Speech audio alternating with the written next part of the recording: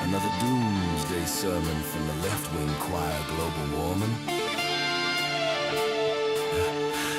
Just the latest cult hit. Let's rock the truth!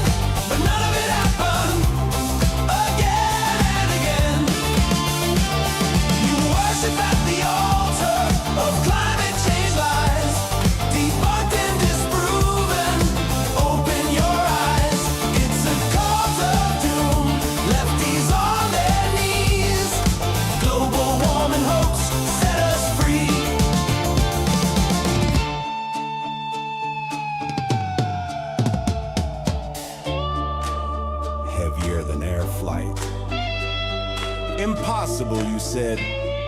Wright brothers laughed! Halley's Comet cyanide. Panic for nothing, what a gaffe. Nuclear meltdowns everywhere, ulcers from stress alone. Bacteria busted that myth, left you on your throne. Famines in the 70s, society crumbling down. Innovation crushed your fears, wear that clown crown. Blind faith in science fiction, never proven right. Global warming, call good night.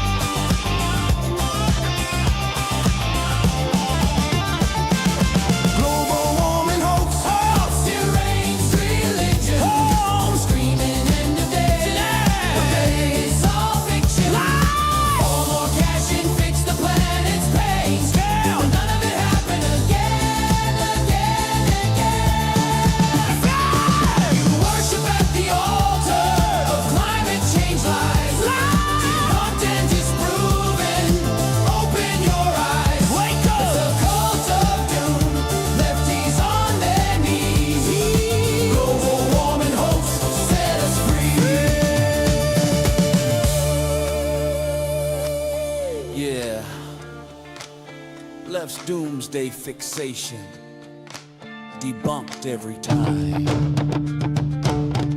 Global warming hoax.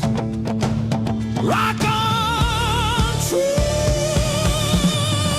fade to black.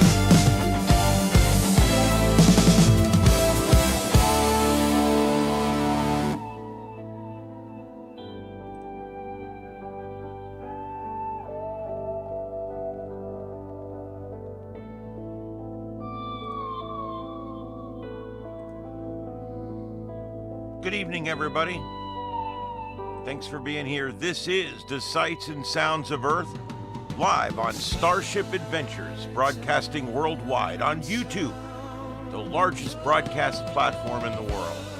Broadcasting via fiber optic over our main channel tonight, Starship Adventures, and don't forget our backup channel, Starship After Dark.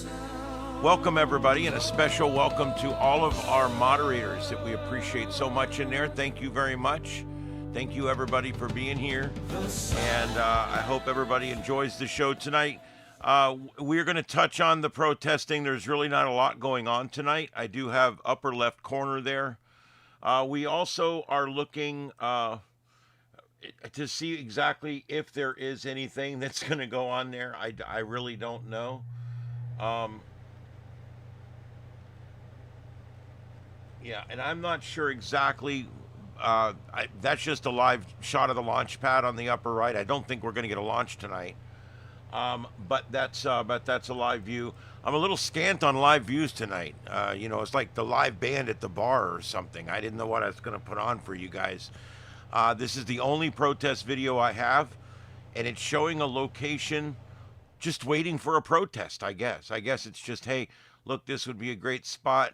I think a funny phenomenon has happened with these protests. The YouTubers show up a lot of times and no one else does.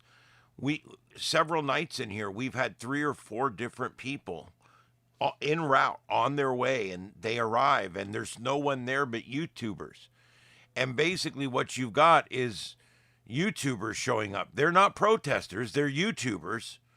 They're doing their YouTube thing.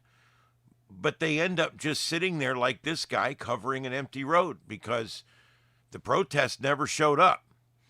This is happening a lot. And a lot of times there was one protest we were watching one day, and what we realized was when you take out the media and you take out the YouTubers, which is also another form of media, and when you take out the MAGA folks, and when you take out the cops in the crowd, and when you take out the paid agitators, and you take out the uniformed cops in the line, and you take out and take out and take out. When you finally get down to just who is organic protesters, a lot of times there isn't any. It's just everybody else is there. And you get your peacekeepers and your inflatable things and all these different groups and whistleblowers and vest wearers and all this different stuff, safety this and screw that. And what ends up happening is a lot of times there's really not a protest at all. There's just a bunch of people that gathered up there waiting for one. And they're basically covering the crowd of people that are waiting for the protest to start. Portland may get going later, Jungle. I'm gonna keep an eye on it.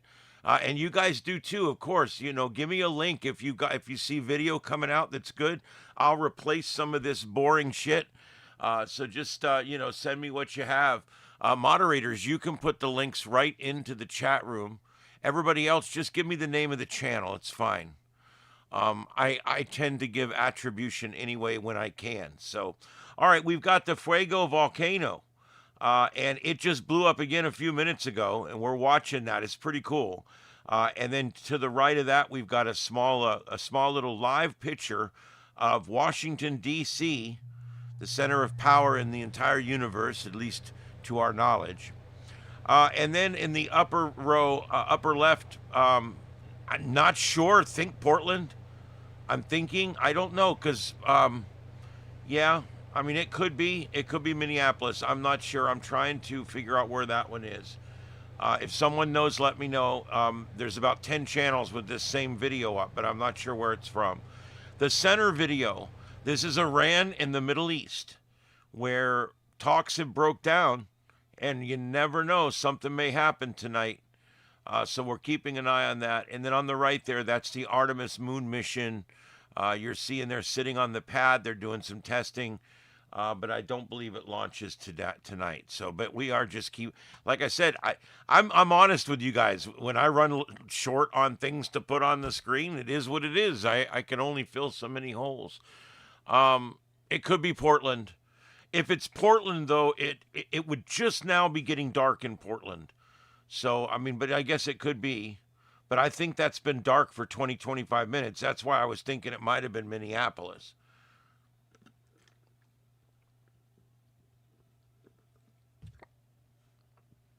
I'm not sure. I actually used the positions of the sun and the shadows and stuff to try to figure out what's live and what isn't. One of the hardest jobs sitting in this chair, hosting these kind of shows, composite shows as I call them, one of the hardest things is trying to make sure that everything I put up is live to the best of my ability. And then the moment I realize it's not live, I tell you, oh, that one's looping, I'll get it switched out. I don't want anybody to think, because everybody, one of the first things people do when they come in here is this live or is this another bullshit channel? And I don't blame them. I don't blame them a bit, because there's so many bullshit channels out there. Are they looking for a leak? Yeah.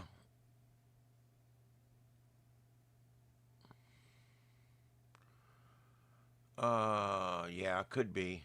It's probably is Portland. Yeah, that's true. There's no snow, so it can't be Minneapolis. So deductive reasoning, it probably is Portland. Where are the cats? Well, I've only got one in right now. I got several in my bed. I got 4 in my bedroom right now, waiting for me to go to bed, so they can all lay on top of me. I got Ed Earl in there, and I've been letting Blue sleep in there on cold nights because he's an old man. And I'll offer Shadow to come in here tonight, because we're going to be down about 39 or 40 tonight. That's cold for down here. My cats ain't used to it, so I'm going to bring in 2 or 3, and I'm going to have 4 or 5 in with me in the bedroom. I'll bring Daddy in there too, probably, if I can find him. And then I'll put Shadow in here with Mama, and then what's left is my 3 feral cats. You know, the little kitten and the 2 feral mama cats. We don't have iguanas in this neighborhood, surprisingly. Very surprising. Normally your white neighborhoods like mine, you know, lower middle as I call it. Normally these kind of neighborhoods are full of like pets that have gotten away, but I've never seen one here. I've lived here 14 years on this property, and I've never seen one here. And I've dug and I've built and I've mowed and I've never seen one here. So not a thing here. But I will say that Trey, my host on my other show, said he had 3 of them in his front yard. That they're prevalent over in town where he lives, over in like in South City, Fort Myers. So -7 in Maine this Friday. Wow. Well, there you go. We got down to 4 at my cabin. I got to experience 4. The coldest I had ever experienced before that was 8. And we had one night at 7, one night at 6, and one night at 4 while we were up there. So the coldest spell we've ever had, I got to tell you guys. Holy crap. Yeah, the volcano, that's Fuego there. That volcano is doing its thing. If you watch it, it's kind of like Old Faithful. About every 20 minutes or so, she burps up a bunch of it. Uh, it's kind of nasty. Haitians eat iguanas. A lot of people do, apparently. I don't eat any exotic food at all, and I consider reptiles exotic food. I don't eat gator tail. I don't eat turtle pie. I don't eat any of that horse shit. I don't like exotic food, and as a matter of fact, foreign food. I like what I call domesticated food, okay, Taco Bell. I love Taco Bell, but I go in Guanamia and I'm just like, it's just so many onions on everything and peppers on everything, and I don't know what this is or what that, and I don't like anything green. and it gets a little weird. And I have a hard time eating authentic, even though iguana meat is still not quite authentic. It's getting closer. I have a hard time eating authentic, like even authentic Italian. I'd rather have my bottle of Prego, and just cook up some beef and throw it in a Prego and put it on some angel hair pasta. I like my stuff very Americanized, and I also I'm at odds with people like my host Trey that I'm always talking about. He's a foodie. He's ate bugs. I give him a hard time. I'm like, you ate crickets? Yeah, yeah. You eat bugs? Yeah. I tried them in Mexico. I ate them. They were crunchy. It was nasty, whatever. But I ate them. It was okay. Kind of tasty and salty. And I said, so when you're driving down the road and a big old fat ass bug hits your window and splats and this big yellow and green streak go across your window, do you think to yourself, I wonder what that tastes like? Is that salty? I don't understand exotic food. I don't even eat seafood unless it's really clean whitefish. That's it. And it has to be batter dipped and soaked in vinegar. But I will eat it. I don't like any exotic food. I don't eat anything. I don't eat out of food trucks because I don't know what they're going to serve me. I know that sounds crazy. I don't go to restaurants I've never been to. I only go places where I know what I'm going to get. And that's why I've become like the corporate food guy. I go into Arby's, I go into McDonald's, Burger King, I go into, all these places. And everybody's like, you pass up like great food trucks. Yeah, I know, but I won't eat in a food truck because I don't know what they're going to give me. Now, there's been a few times like there was a food truck called Galaxy Burger right down from my work. And another thing we won't have anymore when we move. And I was introduced to the guy by some people at work, and they told me exactly what you get. And I went there and talked to the guy, and he gave me a sample of the fries with the sauce all over them and everything. I'm like, man, this shit is good.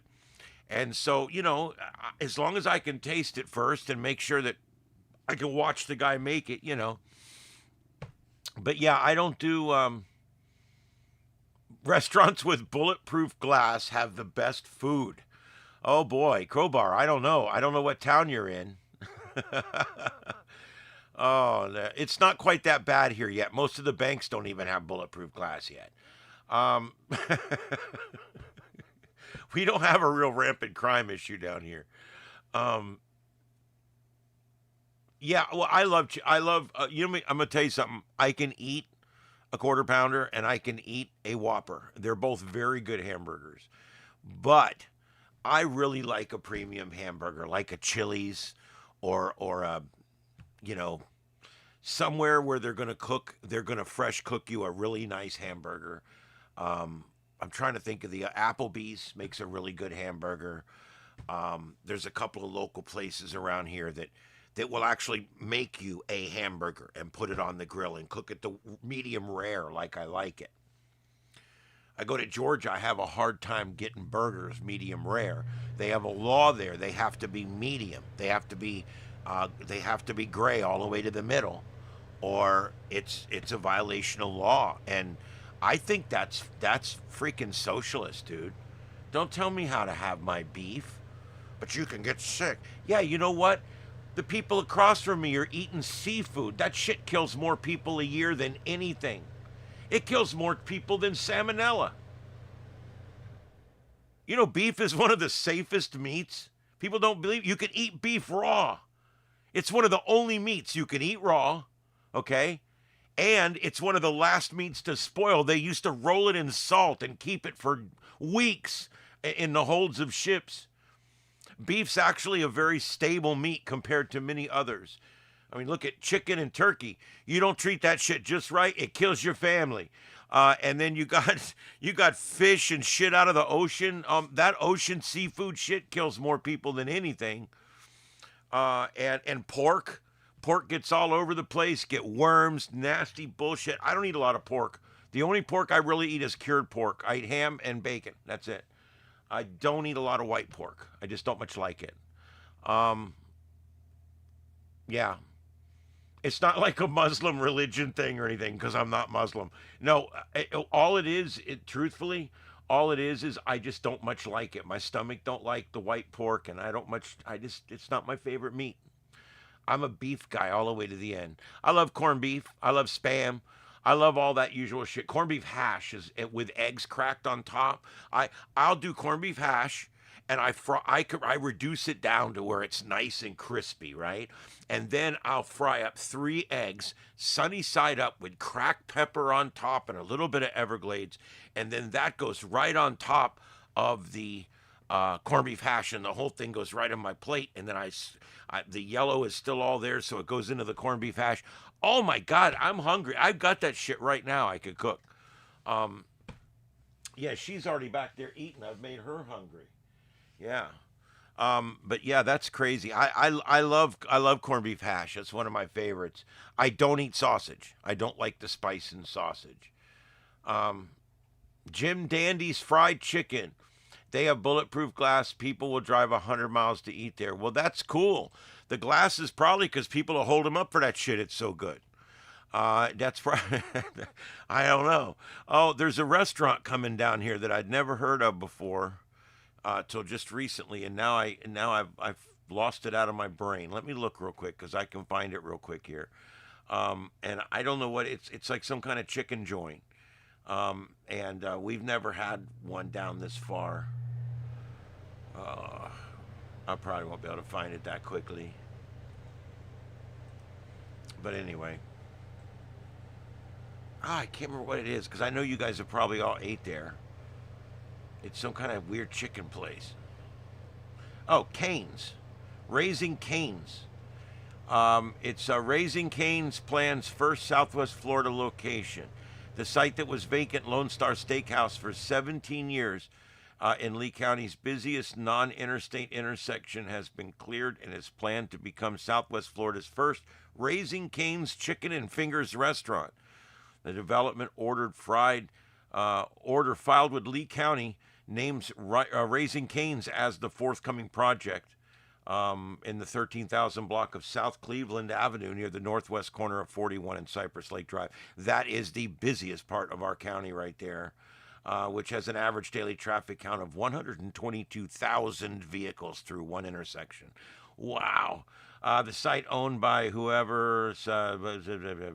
Okay, so yeah, there you go. That's at the Cypress Terrace. So I just thought that was cool.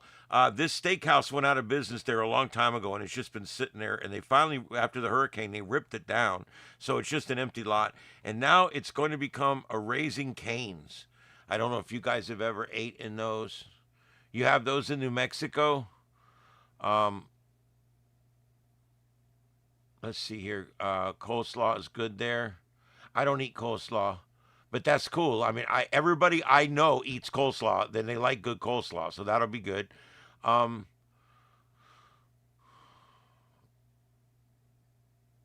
Overpriced chicken strips. I love it, Ron. Everything's overpriced now, man. That's the name of the game. Yeah. I like bacon really crispy now. I used to like it kind of floppy, and I've got to where I don't like it that way at all. I want it crispy now. All right, so I just wanted to mention our space weather roundup for tonight. There's not really much to show you. Sunspot 4366 has quieted down some after producing 6 X flares earlier this week. Today could bring the 7th if one does fire off, although so far not so much. It's a little past straight on with us, but still in a geo-effective range. The sunspot has an unstable beta gamma delta magnetic field, and it does harbor energy for strong explosions. NOAA forecasters estimate an 80% chance of M flares. She always comes over for the science. She loves the science. And the 35% chance of X flares on February 6th. Isn't that right, little girl? That's right. She's really into space weather. That's kind of her thing. Yeah. We all have our things on this show, right? All right. And so there you go. Also, there's another thing I just want to mention. A bright comet. It took 1 million years to get back here, and now this lovely comet is gracing our southern skies. It's pretty cool. I'll pull a picture up so you guys can see it. Let me just get this going here.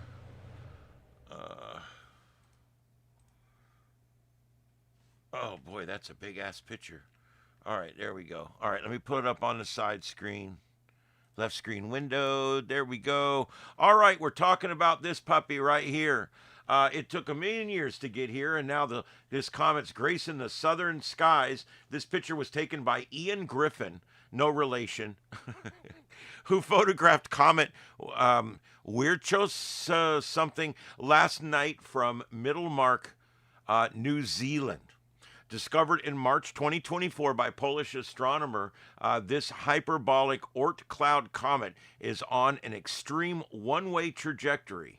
Its inbound orbital period spans millions of years, and after its passage, it will likely be ejected from the solar system, making this perhaps your last chance to see it ever.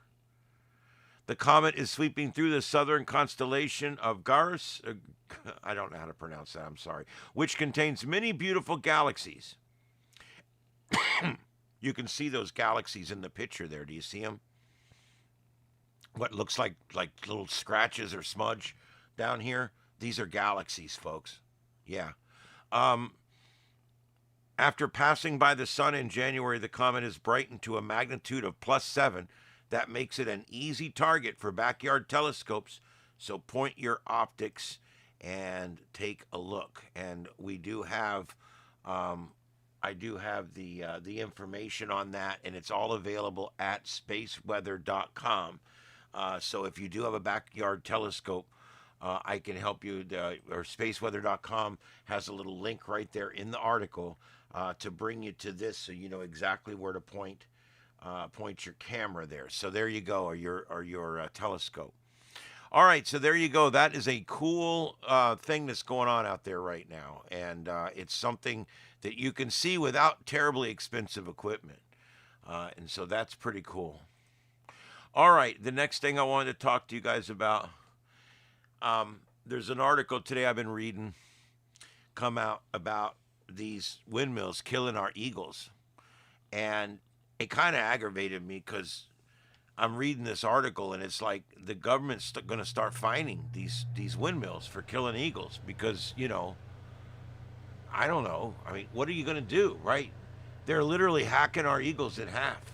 And there's a story today in Fox News if you want to read more about all that. But I just wanted to kind of back up a little bit and take this at a little wider view. I've heard a lot of bullshit lately from people about renewable energy. And I want to start off by saying that we need renewable energy. We need it to become economical. We need it to become normal. We need it to become regular. And we need it to become everywhere. However, that's not happening right now for several reasons. Okay? And I'm going to go over those. I'm going to actually take a few minutes tonight and sit here and discuss with you guys all of the reasons, all of the problems we're having right now because of green energy. Remember that big blackout in Eastern Europe a while back? It took out the power in almost 2 whole countries. Yeah, that was because of renewable energy. They won't say it like that, but that was caused because they did not have enough depth on the system. When you have a large system, one of the things that you have the ability to do, and we're going to get into this again later, but one of the things you have the ability to do on a large system is all of the plants are interconnected. And if suddenly everything starts to rise, we start to get more power on the grid, either because of use going down, or maybe part of the grid has been disconnected for some reason or whatever. All of a sudden, Spain and Portugal, thank you, deplorables. What ends up happening is all of the system voltage rises. And there's nowhere to spell that off. There's no big light bulb to send it to, okay? So it creates an overvolt on the system, okay? And once that happens, okay, and we start getting an overvolt on the system, what we normally would do is all the plants working through a single-minded computer would begin to dial back. And like my big gas plant here and our nuclear plant over at Turkey Point, Florida, in South Florida, both the nuclear plant can actually increase and reduce its the amount of heat that it's producing for the turbines. and they can control the turbine speed as well. So there's ways to control how much power a nuclear plant can put out at any given time. In other words, think of it like a big dimmer switch. You can actually turn it down if you want to, or turn it up. And it just takes a few minutes, and you can spool it down so that the voltage on the entire system will normalize, okay? Once that reaches normalization, then everything stabilizes again. The problem is windmills, solar panels, even the stuff they're doing with tidal movements and things like that to create energy, okay?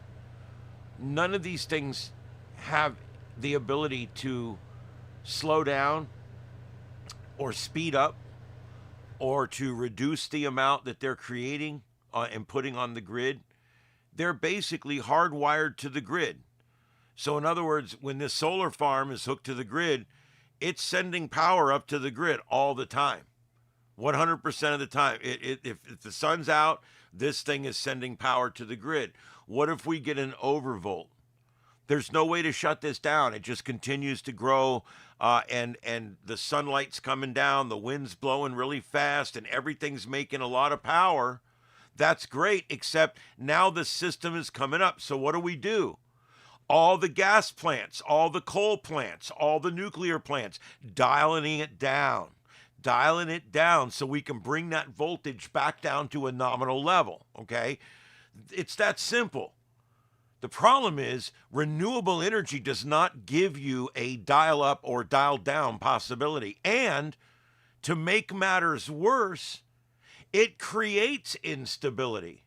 If you've got a huge solar farm and a big storm moves in, you suddenly are going to lose hundreds of kilowatts or whatever, 50 kilowatts, 30 kilowatts off the system, just like that.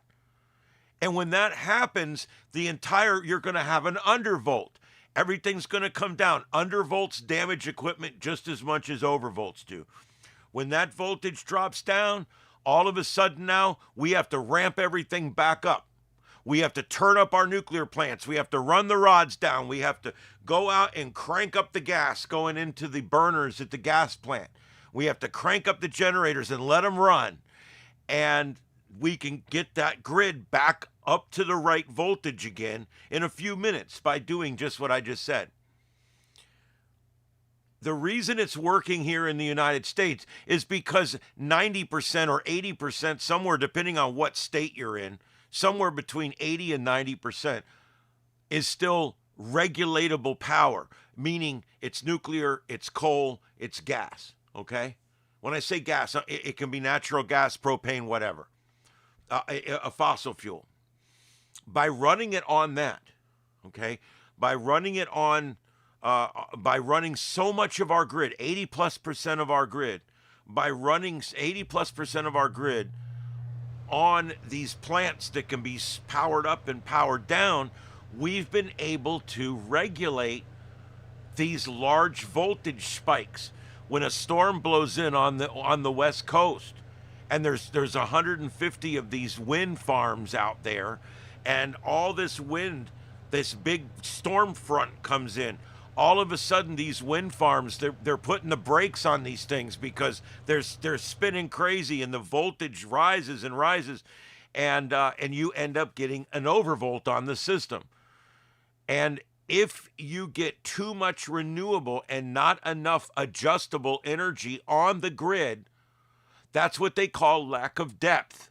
When you get a lack of depth situation, okay, on the grid, what ends up happening is what happens in, Greece and Portugal. Portugal!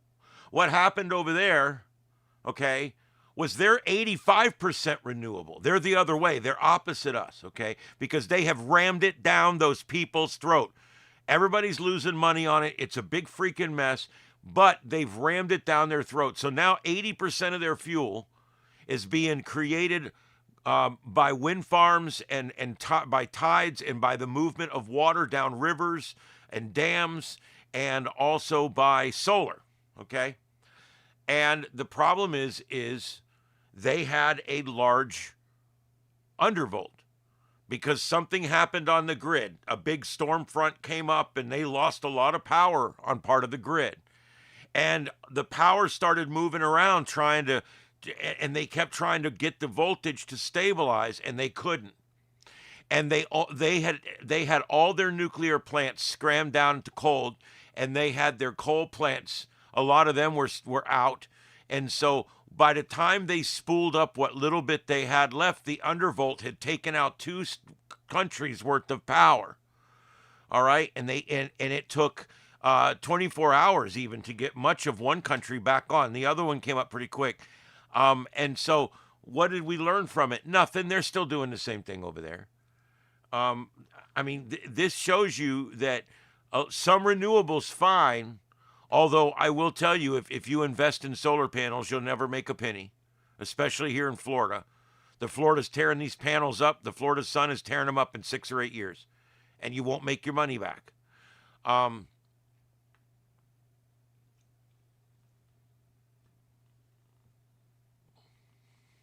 Yeah, I heard that. Germany's looking at restarting some of their power plants.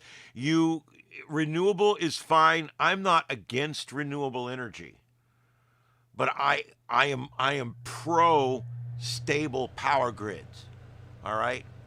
And Europe's power grid has had some stability problems, and it's mostly because of the fact that they have such a high percentage of renewable energy.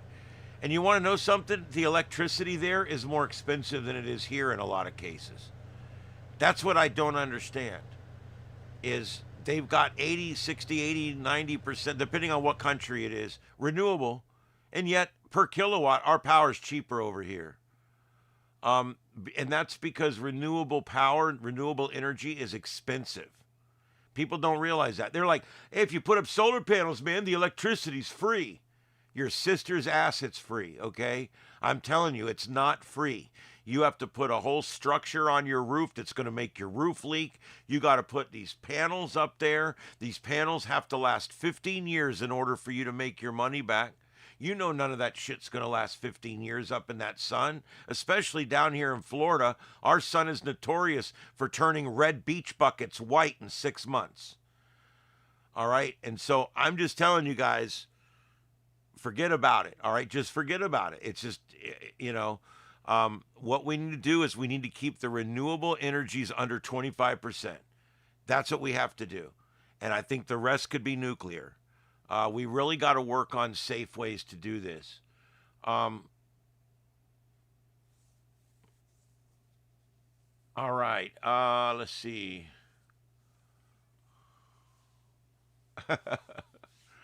Let's see here.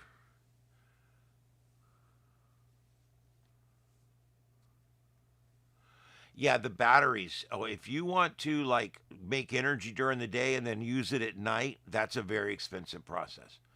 Most people make energy during the day and sell it back to the power company. The problem is the power company is only going to give you 40 to 50 cents on the dollar. It's a ripoff. And so during the day, you're selling them power at 45 cents on the dollar. And then at night, you're buying the power back at 100 cents on the dollar. It's ridiculous. It's like, what? And we have to pay for the infrastructure and everything else. I'm like, that's crazy.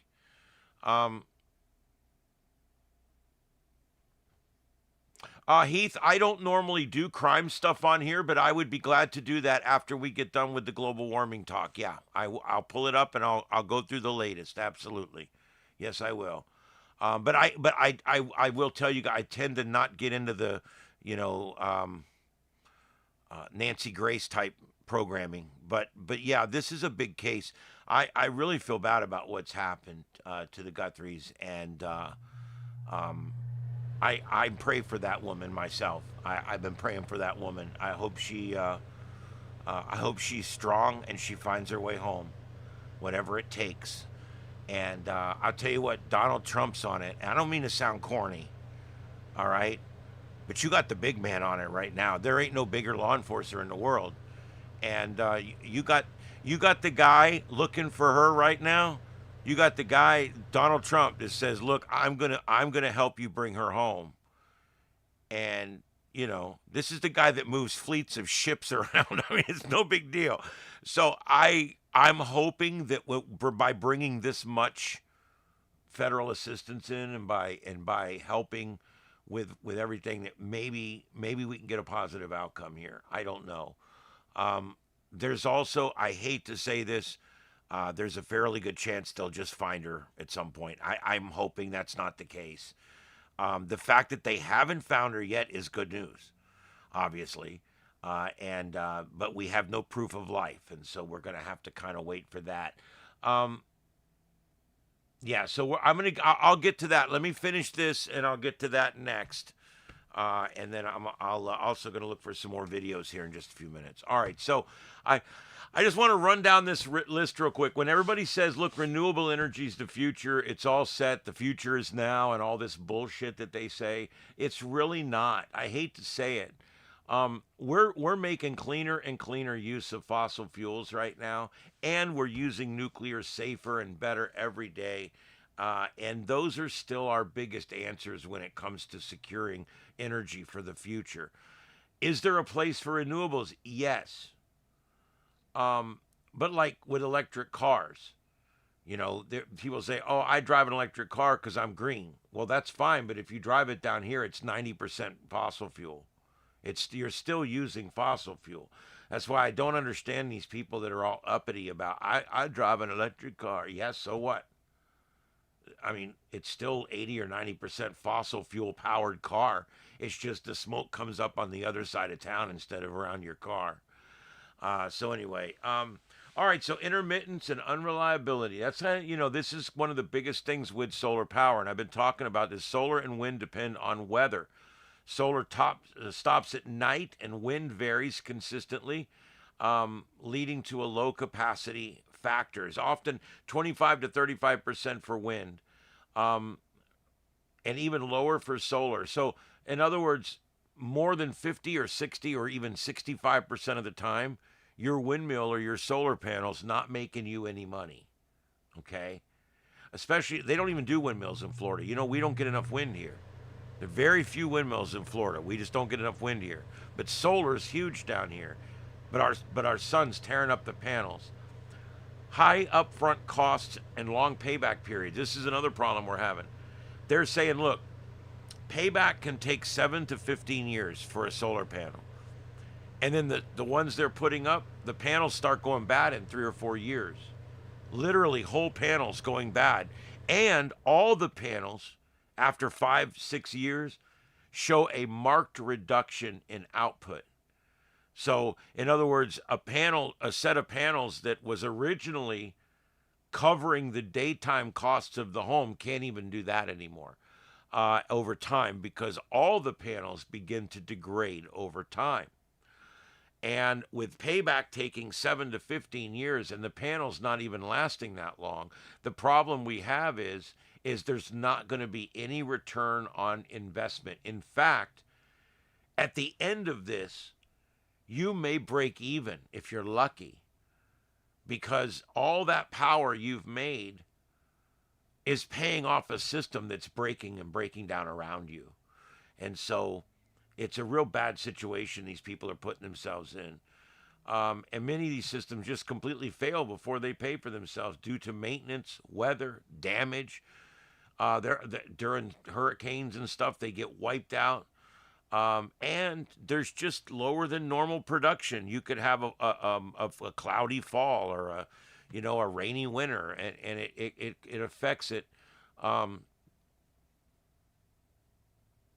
Yes, most gas has 10 to 20%. We now have gas stations here that will sell you ethanol-free gas. It's about 50 cents more a gallon, because it doesn't have any government subsidies in it. Yeah. Listen, the future of everything is hydrogen. I'm telling you guys, hydrogen, hydrogen, hydrogen. Mark my words. It's just brown gas is dangerous. And when you start making hydrogen, it could blow up houses and blow up cars and blow up neighborhoods. And because of that, we can't do it. There's countries out there that have Toyota Priuses running around with a hydrogen system under the hood. But they don't allow it here because they just think we're too ignorant or whatever. Yeah, I'm gonna get to all that in just a minute. Grids.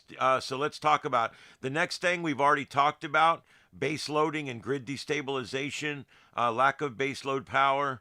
Unlike coal, natural gas, nuclear plants that run steadily 24/7, renewables deliver variable output, and it varies quite a bit. The causes: frequency and voltage fluctuations that stress the grid, often requiring costly upgrades, new transmission lines, fossil fuel peaker plants as backup, meaning plants they can start up really fast when there is an overvolt or an undervolt, sometimes leading to blackouts or higher emissions during transition periods.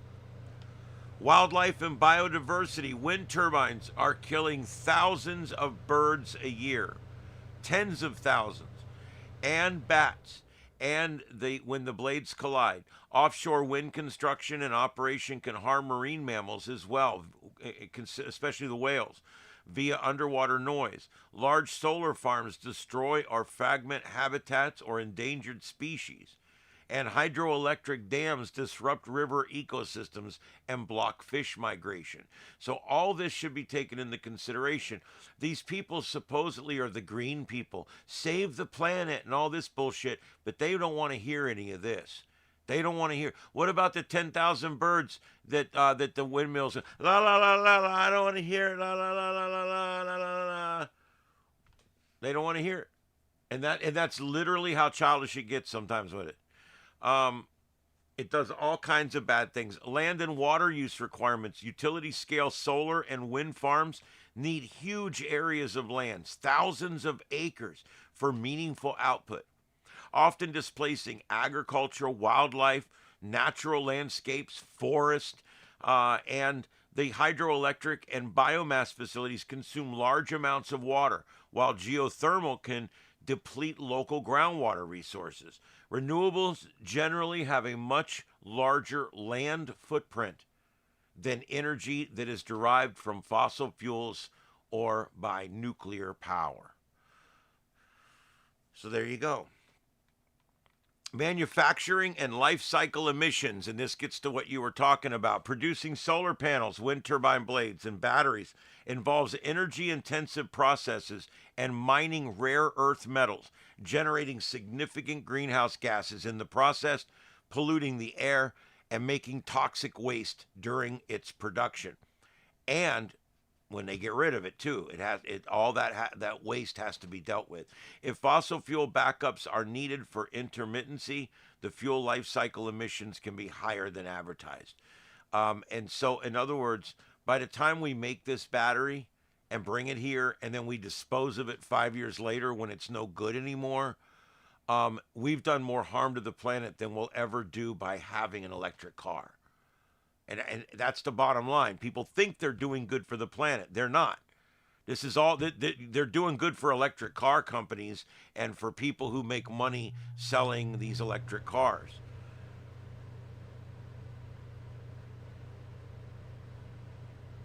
Waste and recycling challenges. Solar panels and turbine blades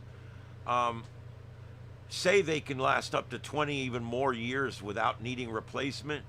But we're not seeing that. These wind turbines are lasting about 15 years and they're having to take them down. They don't even make any money. By the time they get close to making a profit, they're worn out. They have to come down. They just been falling down. They're so screwed up. So basically, many components end up in landfills, potentially leaching hazardous materials. By mid-century, solar panel waste alone could reach tens of millions of tons globally per year if recycling doesn't improve dramatically. So all these people pushing for electric cars, pushing for battery this and battery that and solar panel this and solar panel that, this is hard on the planet. This shit is harder on the planet than when we were just making gasoline and running the car on gasoline. I'm telling you, okay? All this stuff is not good, and we're going to find out later that all the strip mining and all of the nasty shit being pumped underground and all the stupid shit they're doing now because of all this hazardous waste that they're creating is going to continue to be a problem into the future. And it was all done to save the planet.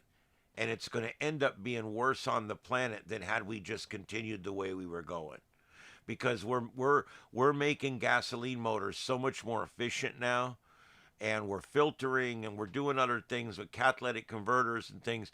There's a lot going on right now that make it better every year. So I question, why did we spend all this money on all these other technologies when we should have spent the money on hydrogen technology, or we should have spent the money on making internal combustion using gasoline easier and quicker and more efficient and cleaner, rather than waste all this money on these big, heavy battery-powered cars that only go a limited amount of miles, are very inconvenient for their owners, and end up hurting the planet just as much as anything else. All the good that they do to the planet is negated by the fact that most of them get charged off of grids that are still mostly fossil fuel. And it's so bad on the planet to make one of these batteries for these cars. It's crazy. Critical materials like rare earths, lithium, cobalt, etc., are concentrated in a few countries, creating geopolitical risks, price volatility, and supply shortages. Mining operations are linked to environmental destruction, and in some cases, child labor and poor working conditions. Yeah, they got 12-year-olds working in mines, mining shit to make our solar panels. But that's all right. Noise and visual pollution. Wind turbines generate low-frequency noise called infrasound, associated with sleep disturbance, headaches, and other complaints in nearby residents. Both wind and large solar installations alter scenic landscape, often sparking strong local opposition and lowering nearby property values. It's always that FOMO, or not FOMO, what is it, NIMBY, not in my backyard. That's basically what we're dealing with here, is NIMBY, not in my backyard. These liberals, they all want these solar panels, right? But they're not willing to, they're not willing to put them in their backyard because they're ugly, and so you get this problem. Let's see. Transmission and location constraints. The best renewable sites, wind plains, sunny deserts, are usually very far from the population centers, requiring expensive new high voltage transmission lines. That also ups the amount of loss that you get as well. Building these lines faces regulatory delays, land disputes, and high costs that can take years to complete. And again, there'll always be some level of loss in those lines. Energy storage. Batteries, most lithium ion, are currently expensive, have limited capacity and grid scale use, rely on scarce materials. Adding enough storage to smooth out intermittency can increase system costs by 100%. This induces risks like battery fires, and also additional mining impacts. So you can't have battery banks to make up the difference from over and under voltage from these sources. Large renewable projects often face lengthy environmental reviews, lawsuits from local groups or environmental organizations, and shifting government policies and subsidies. In some regions, up to half of proposed wind and a third of solar projects encounter some kind of major legal or community challenges. Low energy return on investment is seen as one of the largest problems with these systems. Some renewable technologies deliver less net energy over their lifetime compared to the fossil fuels or nuclear, after accounting for manufacturing, installation, maintenance, and backup needs. So in other words, even though the power is free, it's still more expensive to collect it and move it than it is just to make it with fossil fuels, making large-scale deployment less efficient in terms of overall use. Health problems. Wind farms have been linked to and reported health complaints from noise, shadow flickering, flashing blades, the infrasound. Large solar arrays can increase local temperatures and generate dust. Biomass plants can emit particulates and other air pollutions, affecting nearby air quality. So all the things that they're fighting for here, they're creating here. That's the thing that's really crazy. Health and community impacts. Wind farms have been linked to reported health complaints. Let's see. False or exaggerated claims. Turbines causing cancer, birth defects, widespread wildlife extinction, spread rapidly online, fueling community resistance, local bans, and project cancellations. Um, yeah, as with everything, it gets overreported. Is basically what they're saying here, and it's true. I don't believe a lot of the reports. You know, people are saying that birth defects being caused by wind farms and stuff. I think some of that's a little much, but you know, there's a lot of health problems being reported around these things. So who knows? Okay, so that's pretty much what's going on with that.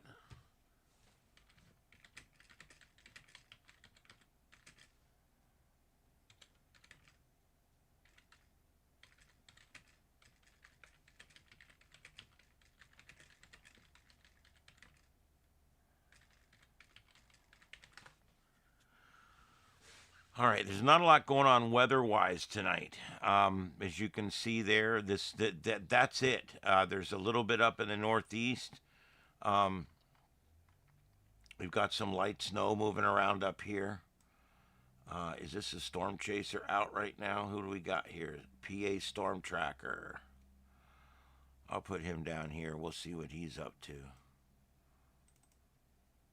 Okay, yeah, he's there in Pittsburgh, where it's wet and nasty, it looks like. And look at the lake effect snow, guys. You guys see that? That is lake effect snow. It's being created over the water, and then it streams in over the land. Isn't that amazing? Look at that. Same thing here. It's being generated right there. And here also, it's being generated right there. So there's 3 batches. And you can see there's a little bit right here as well. Look at that.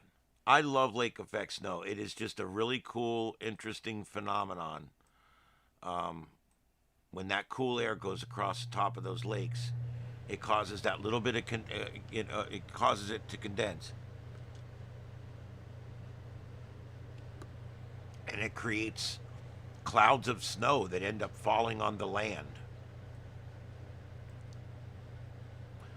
Very, very cool. All right, so we'll keep that going. That's the only storm chaser I see out right now. We still have power outages from that ice storm. Remember that ice storm? What was it, 2 weeks ago? 2 weeks ago. There's still 3,400 people out in Lafayette County.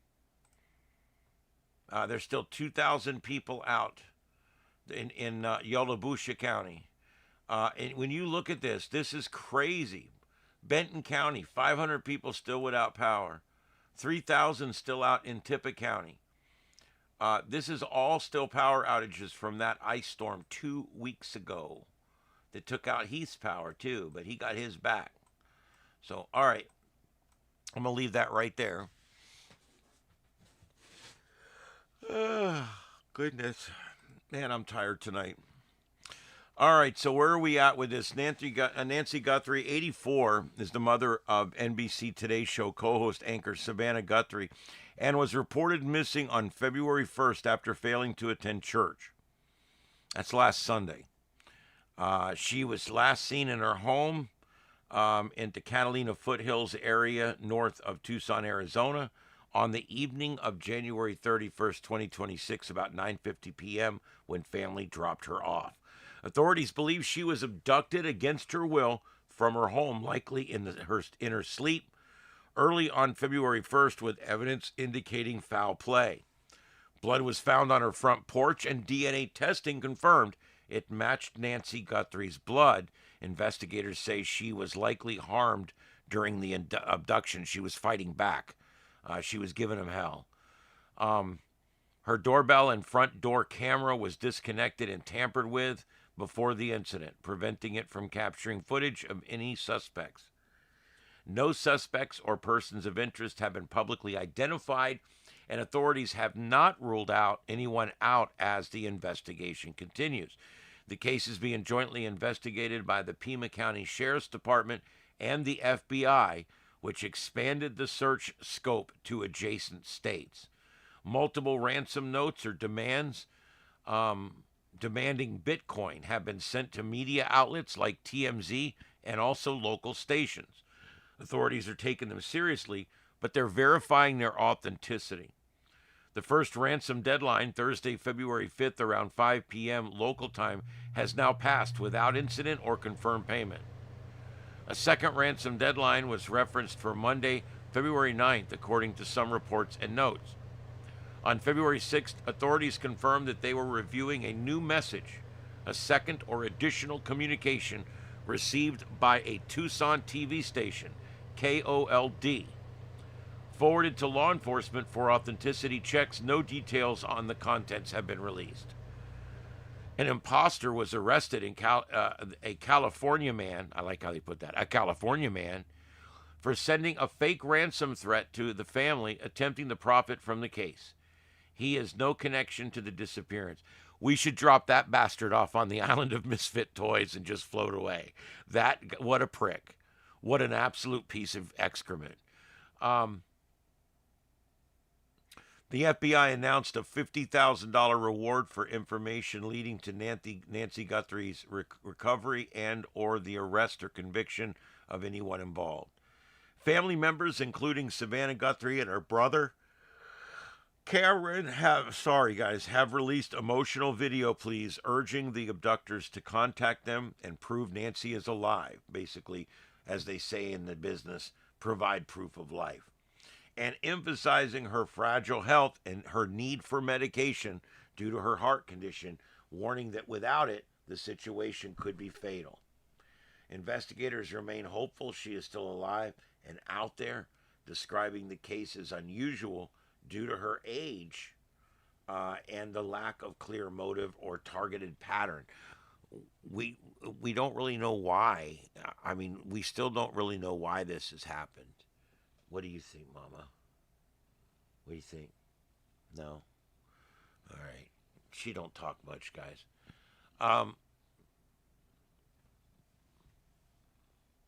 Well, Matt, I agree, but I'm trying to stay hopeful.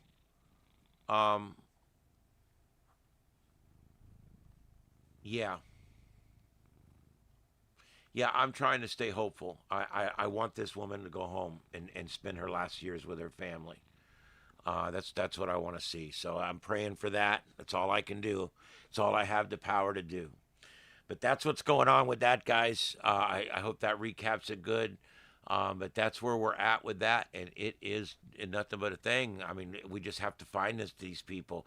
Well, yeah, there you go. I mean, from where they're at, if they've increased it to search out one state, then yeah, I mean, oh man, I don't know if they would have risked trying to take her across the border. If it's truly just for money, then they would have been in contact, or there would have been more to this. I think. I don't know. It's weird. Look, does anybody do this anymore? What is this, a movie? Does anybody do this? Kidnap some news lady's mom and hold her for Bitcoin? I mean, this is what is this, Ocean's 11? I mean, what are we watching here? This is bullshit. I'm serious. I'm not trying to even be funny. I'm like, when I look at this, I'm like, this is like watching TV, like a movie or something. Yeah. No, hey, no problem, Heath. Anytime. I'll cover whatever you guys want me to cover. Pretty much. Oh.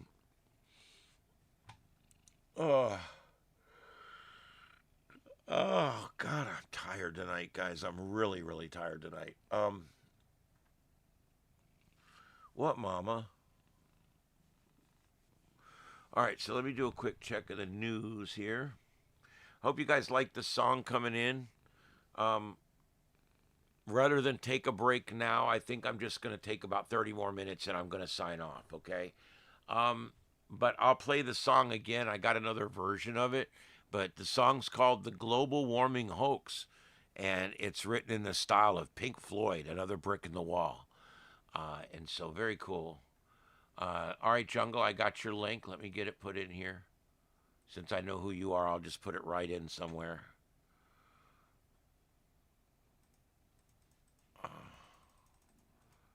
All right, here we go. I had somebody send me a video one night, and it was nasty stuff, and I ended up putting it on for a few seconds, and I was like, damn it. Oh yeah, there we go. That's a good one. Let's go ahead and I'm gonna go ahead and put that down here instead. Mama, you're purring so loud, I bet you they can hear you on the microphone.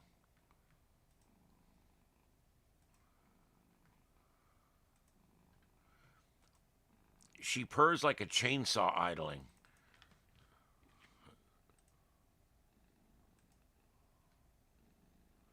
All right, these are going to duplicate for a second, but I want to, I'm going to go ahead and put this one on the big screen there. There we go.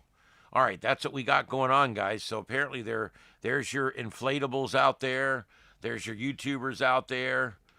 There's all the different factions that normally show up out there.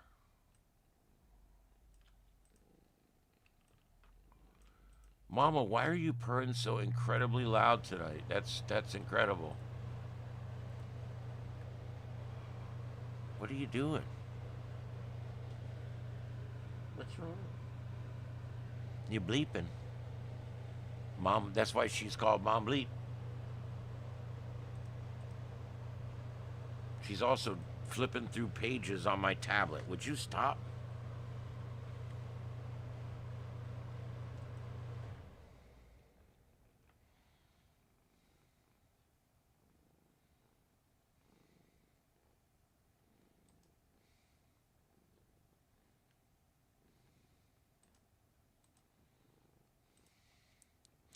And see, I'm already seeing this when I'm looking here. Who's the protester and who's the peacekeeper and who's the YouTuber and who's the, you know, where in the world is Carmen Sandiego? I don't know.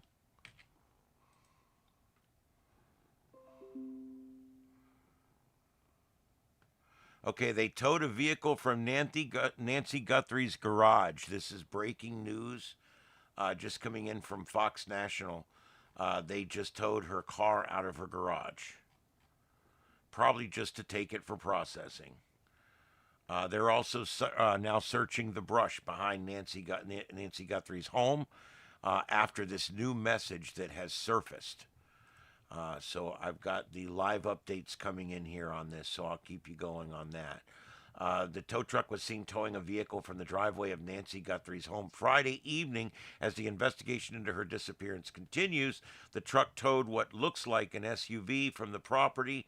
FBI agents were seen earlier in the garage of the home where the blue SUV was parked. It was not immediately clear why the vehicle was removed.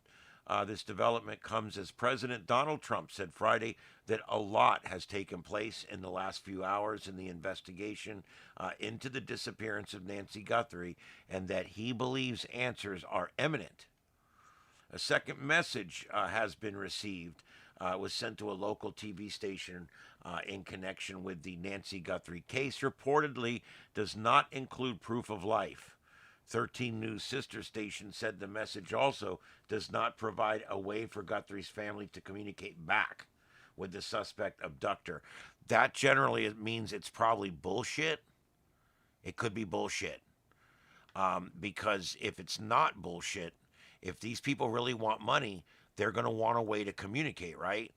I mean, you gotta look at this logically. So that's why I'm thinking, yeah. Okay, so there we go. We got some cameras now. Looks like we got fire squad out there, some kind of fire vehicle out there. It looks like. I'm trying to see where all these are. It looks like L.A. on some of them, and I think that might be Portland on that other one. Mama, you keep flipping through everything on my tablet. I'm about to put it all back later. You're crazy. Sit there and climb the ladder all night.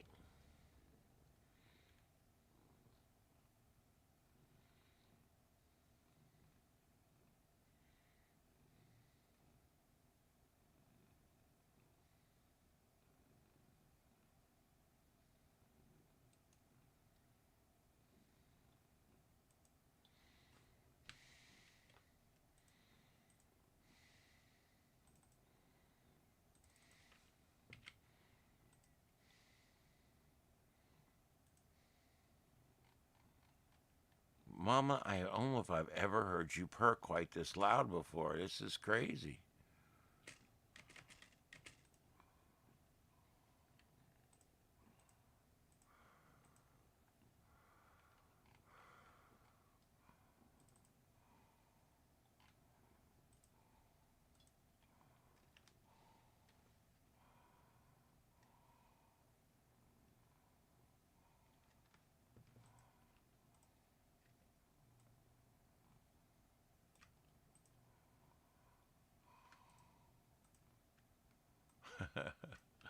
I don't think I've ever heard her purr like this. I don't know what she's doing. She's been weird since I came back. They get a little closer. When you go away for a week and come back, all of a sudden they're like your best friend again. um, the laser image invention thing, sitting over there. I haven't got to it. I plan on setting it up tomorrow. It's got a ventilation system that goes with it and everything. I've already got the holes drilled for that and everything. I've got a spot for it over here on the console, and I should have it set up and running this weekend, and hopefully have enough time to actually work on it. We couldn't do it up at the cabin because you have to put this hose outside, and when we were up there, it was like 9 degrees. So it was really problematic. I burned a few things. I'd screwed a few things up. Nothing like good. It was just like test material. But yeah, so it was good. I'm gonna get it figured out, and I'm gonna make some beautiful stuff with it. So there you go. I just haven't got there yet.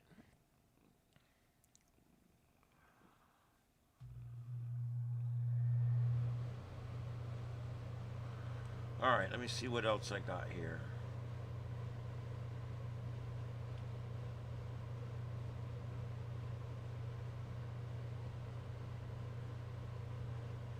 Got that one.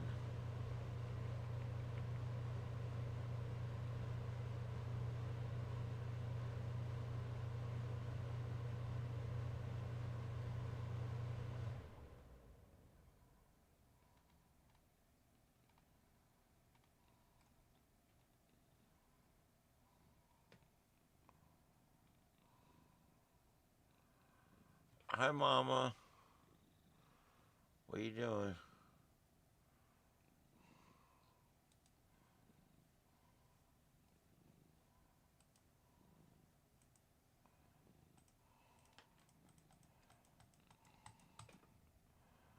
All right.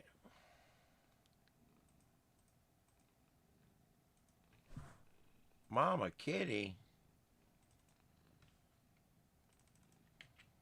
Are you crazy? Well, you're showing your ass to everybody. Hey, hey, Gracie. Yeah, I'm glad to be back. I like vacation. I love my cabin. But man, when it comes to doing shows and YouTube stuff, I like to be here. That's where it seems to work the best. All right, guys. Yeah, here we go. We've got quite a bit of activity here. Nothing's going to probably happen. I don't know how many actual protesters you got. I want you guys to start looking at these. Look at that shot in the upper right. That's pretty much a straight shot of what's going on out there. You got two guys on bicycles. You got two inflatables, right? You got one person sitting on the ground. That's a blue hair pouting, I'm sure. And then you got a couple on the left there. Or is that just a bush? I can't tell. Anyway, the point is um, when you count everybody involved in this, there's probably 20 people. And most of those aren't protesters. That's the part that freaks me out. Is like these people aren't even protesters. Most of the time, all these YouTubers show up down there, and they're all shooting their cameras around, shooting each other because there's no protest.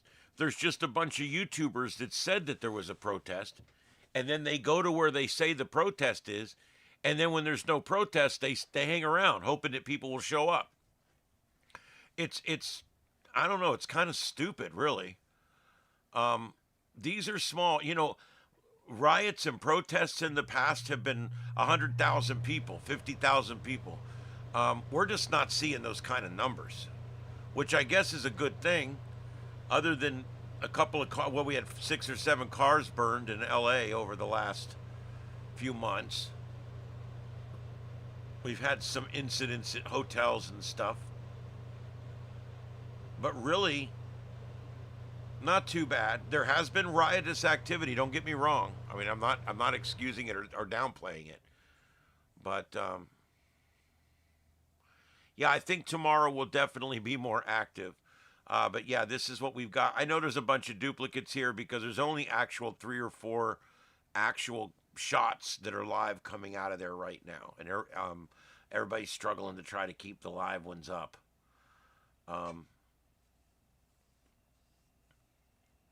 I don't think there's 20 people involved in this. I doubt there's 15 or 20 real protesters for sure. Yes, I'm talking about the it's a etching, engraving, and cutting machine. It uses a laser, and it will actually cut out things in thin material. It will put people's faces on pieces of wood and things. It does beautiful work. So I can't wait to use it.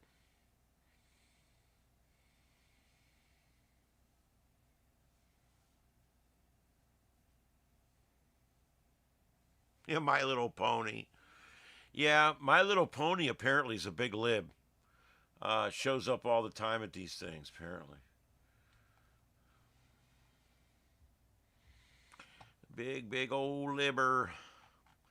All right, well, I do have to take a few minutes to tell you guys about our sponsor because it's very important to make sure that we talk about our sponsor, and so I'm going to do that right now. Ladies and gentlemen, tonight's show is sponsored by Trump and All. Trump and All, the #1 treatment for Trump derangement syndrome. Trump and All has been used for several years now to provide relief and reality back to people on the left who just can't seem to get it together right now. Trump and All, it really does work, and it's not that expensive.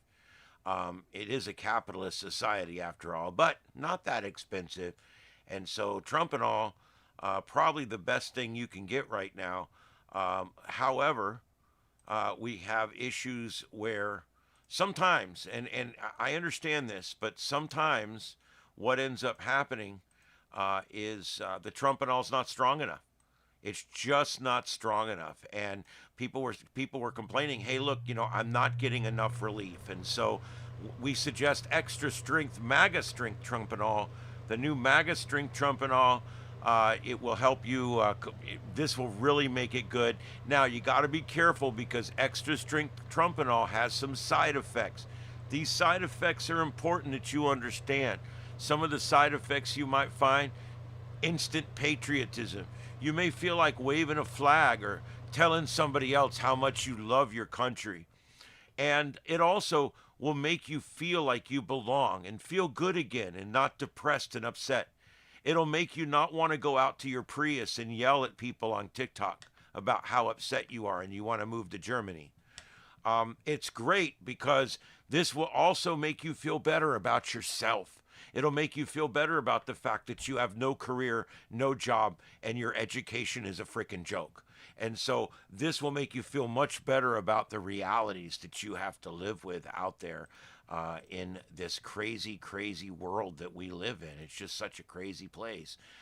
And so also, if you take too much of it now, you may find yourself wanting to get up and get a job or create a nuclear family. Maybe find a wife and have kids. And so be careful.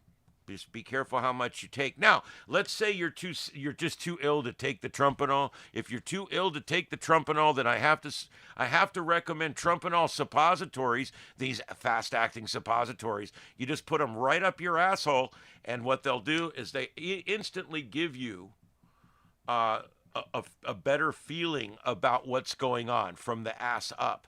And it'll make you love this country again. And this thing right here, man, I'm telling you, these things work fast. You ram one of these within 20 minutes, you are loving the world. You're buying a pickup truck, you're taking your girlfriend out in the woods. It's just amazing. It's an amazing thing. Apple pie and milkshakes, man. This shit'll make you feel good. You just put one right up your ass pipe, and it'll make you feel like $1,000,000.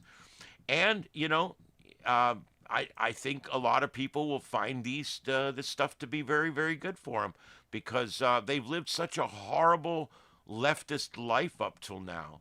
And after that last election, one of our top sellers after the last election was the butthurt cream from the makers of Trump and all, butthurt cream, because sometimes reality is just a real pain in the ass.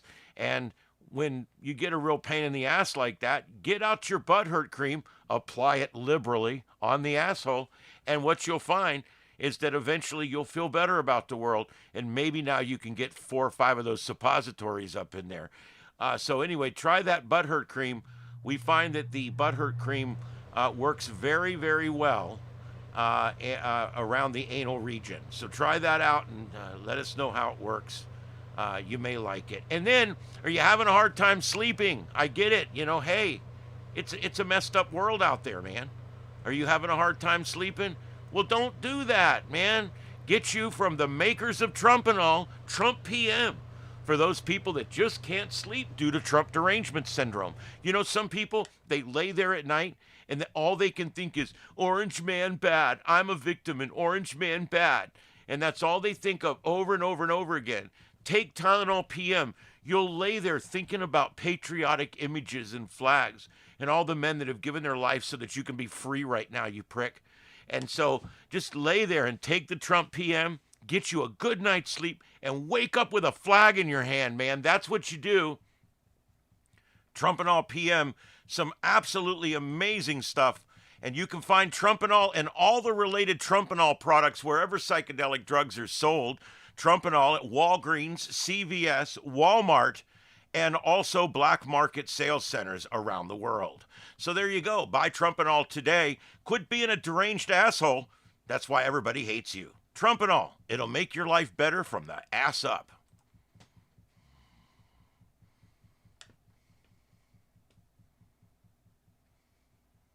Yeah, a lot of times you'll find 5 or 10 people out here protesting, and they're MAGA people. They've got signs up that says "Go ICE" and stuff like that. That's why I'm telling you guys, the actual number of protesters is very low. Look at this. We've got 20 camera angles of 9 people. Okay, there's the bear. The bear's always skateboarding. That's the skateboarding bear. There we go. What's he protesting? He's protesting them new skateboarding laws. Where's the vagina hats? They haven't showed up yet.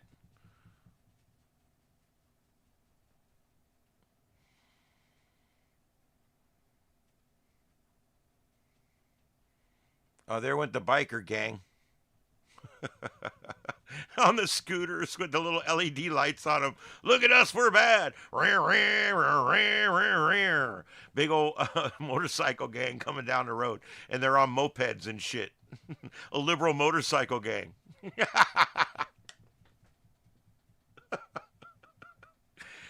I think they should crush that shit up and they should drop it over the crowd from helicopters. But that's just me. Hey, no problem, Victor. I love doing it. That's it. Yep, that's Crowbar. I'm the same way. I love making people laugh. The thing I do in the world that I love the most is making someone else feel good and laugh. That is just, there's something fun about that to me. I love it. I've learned how to entertain so that I can do it because I love doing it.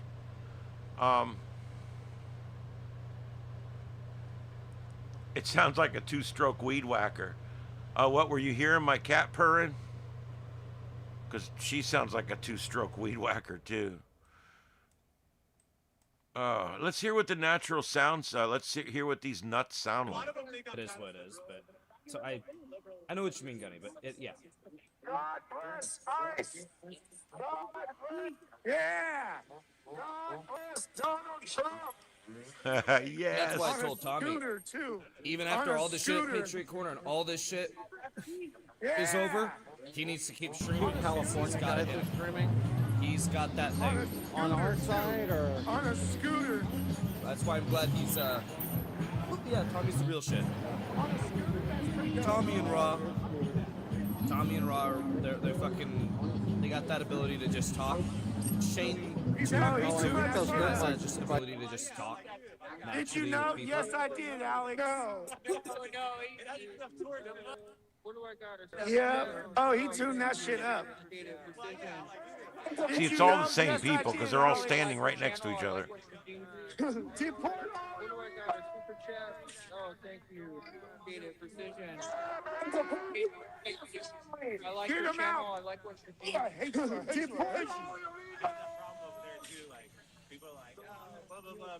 That's what we need is Trump and all tear gas. Get him out. Yeah, illegal immigrants. I hate you. I hate you. I hate you. That way, as soon as their eyes clear up, they'll start wanting to wave a flag right side up. Hey. Look at that old caddy. Yeah, illegal immigrants. It just doesn't make sense to them. Yeah. Isn't that funny? Yeah. It doesn't make sense to I'm them. okay. Immigrant to come here and be like, Oh shit! Here they come. it just doesn't happen. Here comes the motorcycle gang again. Oh shit! Here they come. People always use way too much Zoom. I can't wait to move to where I have a garage. They're having, bro. I wish I could go do that, bro. That. We love I ice. move to where I have a garage. They definitely don't live in Portland. Who is that? I know who that is. They're out here all the time. Oh, okay. That. I love that. She was out here last night. She was out here last night. No, dude. They definitely don't live Call in Portland. 911.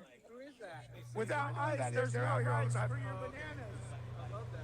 She was out here last night. She was out here last night. Without ice, there's no rice for your bananas. Without ice, there's no rice for your bananas. Without ice, there's no rice for your bananas. And he's right. Whether they like it or He not. laughed. He laughed. That was probably a legal immigrant. Legal immigrants do not like illegal aliens. No, they had to go. He laughed. He laughed. Yep. That was just get to jump in front of line. Legal immigrants do not like illegal aliens. No, they had to go through hell to get. Yep. That people just get to jump in front of line. Yeah, it's craziness. I agree with what he's saying right there. There's a lot of people that are legal immigrants that hate this illegal immigrant bullshit because they're jumping in front of the line that they had to wait in. I agree. I completely agree. They're laughing about it. I like this sign. My trigger's fucked up. All right, we got about 6 or 7 live streams coming out now, Oh, shit, I forgot which how is loud about 1 for every 2 people that are there. the trigger's fucked up. Oh shit, I forgot how loud this thing is.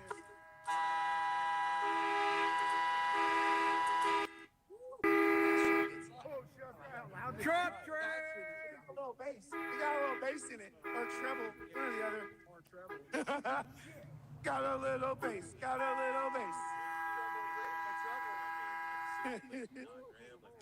oh shit, that shit is crazy. USP, no, I did not. I'm retired from the fire service. I also was in law enforcement for a while, and I was an emergency dispatcher. I was a comms specialist, but my main career was I was a firefighter. Spent much of my career as a shift lieutenant, running a station, and I retired from the fire service. That's my main career. That's what I did. And then since I got out of there, I walked into a radio station. After about 4 years, I drove a cab for a while. I drove a wrecker for a while. I drove, what else did I do? And I couldn't stand any of it. I hated all of it.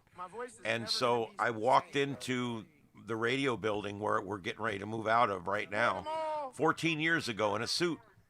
I walked in a suit and I said, hey guys, I want to work here. And I didn't even know if they were hiring. I walked in a really nice suit with printed resumes on really nice cardstock paper.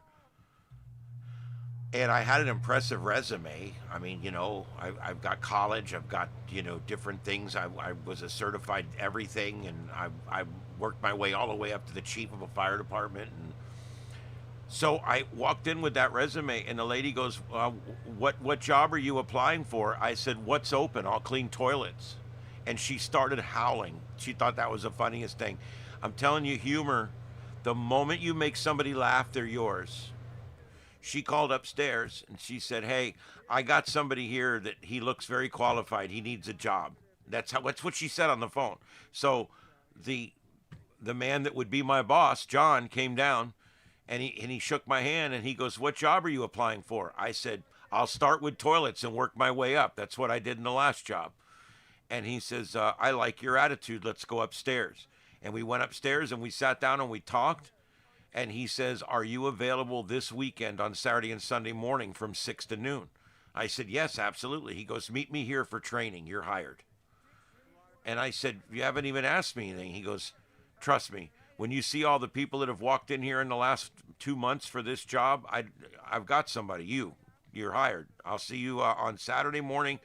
Be here about 5:30, and I'll have you producing by the end of the day. I'll show you what to do. And so I became the weekend producer that weekend. He showed me what to do. I practiced there with him on the shows as they went by. And the following weekend, I produced everything by myself. And then I started doing online stuff, watching a bunch of stuff about voice work and things like that, and entertainment and things. Next thing you know, the producer for the morning show was out sick, and they called me in. So I produced the morning show a few times, and the morning guy liked me. It was Trey Radel, the guy I work with now. And we worked together. He liked me, and then when the other guy got a job at a big market and left, I was promoted to morning producer, just like that. I mean, after like 6 months, I was a morning producer. And I produced there for years in the morning position. I was program director for a while. I was news director for a while. I've done a lot of different jobs while I was there. And currently I produce the afternoon show, which is my favorite job so far. Trey in the afternoons is just the perfect combination. And we have a great show. We are in our 8th year right now, and we are the #1 local talk radio show in all of Southwest Florida. So I have a really good time with that, and I thank God I found that job 14 years ago, and I'm glad that I still work there today. It's radio. It doesn't pay crazy money or anything, but at least it pays the bills, and it's something fun. They say if you love your work, you never work a day in your life, and that's kind of where I'm at right now. I don't feel like it's not work when I go in. I want to go in and produce the show. And that's the best feeling to have. When you're going to work and you want to go, that's not a job. That's a career. It's fun. It's nice. You walk in. So I like it. To finish answering your question, I've never taken any actual official education for broadcasting. I am, when it comes to firefighting, I took every course, every certification, every class, everything that you could possibly take. But once I got out of that, that was it. There is no real classes for broadcasting. There is, but it's just, most of these jobs, you just go in, you go in and they train you, and you work your way up like I did. There's no way to train somebody to produce a show. You just have to go in and they show you what to do to produce the show, and then, you just keep doing it until you're good at it. That's how you do it. That's what you end up doing. And so that's what happened to me. I love it there. I street teamed for a while for 96.9 Wink FM. I street teamed for the Arrow 94.5. I even would go work and do street teaming stuff with the Latino every now and then, Latino station 97.7. I've done all kinds of neat stuff down there, from giving away Glenn Beck books to, I've got to meet some really cool people. I got to produce Sean Hannity. I got to produce Dan Bongino. I got to produce Glenn Beck. Locally, these people have all done their national shows from our local place. And Trey is now a fill-in for Glenn Beck. So that's really cool. We're going to be doing a lot of that. I produce him, so I'm always there producing him, regardless of what he's doing. Yeah, and you have to have a good work ethic in radio, because you have to be there. The curtain must rise. My car broke down going over the bridge one time, and it was done. I coasted down the other side of the bridge. It wouldn't start. I couldn't get it to start. I coasted it off the bridge and over the curb and into a field, and pulled it to a stop. Got out, locked the damn thing, and started walking to work. And it took me about 30 minutes, but I fast walked all the way to work, and I got there in time to get the weather and everything put in properly. So, yeah. So that's a work ethic. Instead of finding a reason not to go, you find the ability to go. And that's how it's done. Absolutely.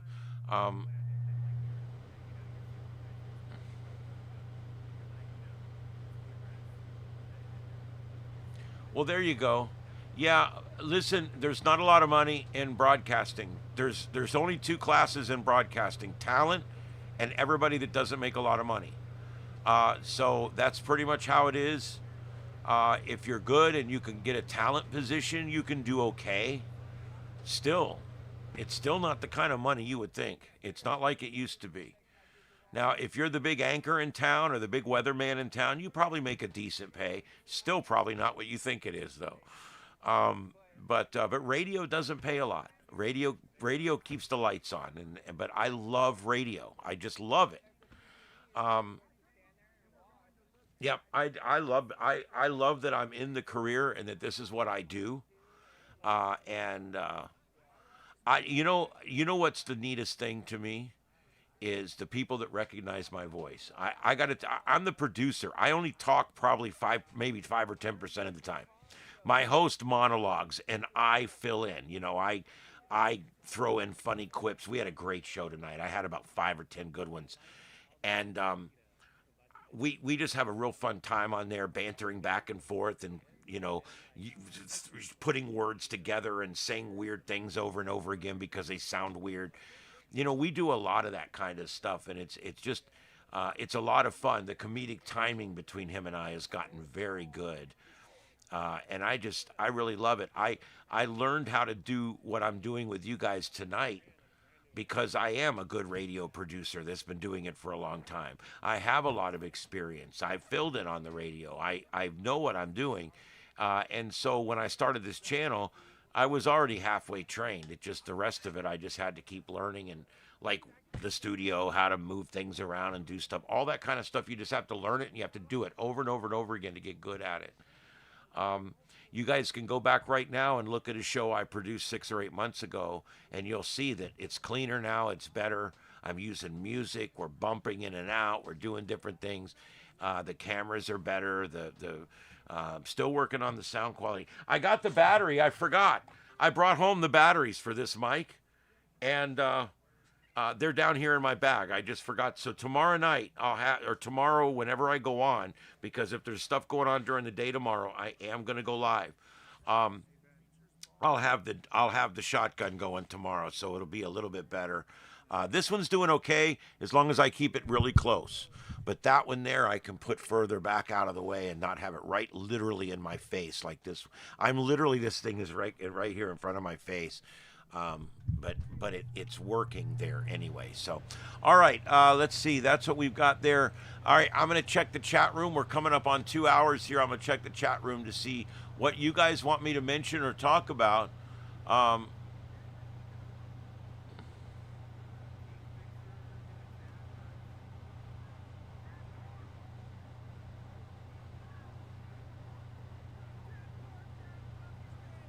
Yeah, if you want a YouTube channel, it takes years. You just have to start. You have to find a niche, find what you're going to do, and your original niche may not be the niche you end up with. I started this as a ham radio channel, and I realized there's just not enough ham radio people out there to ever have a big audience. So what I've done is I've turned it into a breaking news channel over the years. where we also do ham radio stuff and science stuff. I've taken the 9 different things I wanted to do and made it one channel, one show. So yeah, that's kind of how that works. Yeah, I don't know where did Mama bleep? I don't know where she. Oh, she's back there eating. What you doing, Mama? What you doing? Okay, we got Jock and Pinkerton over here. What you doing? She's looking at me like, did I do something wrong? Why are you paying attention to me all of a sudden? All you care about is that stupid microphone. A solderless Mars mod on my FT710. Okay, let's get together so you can do mine. I would love to get mine done too.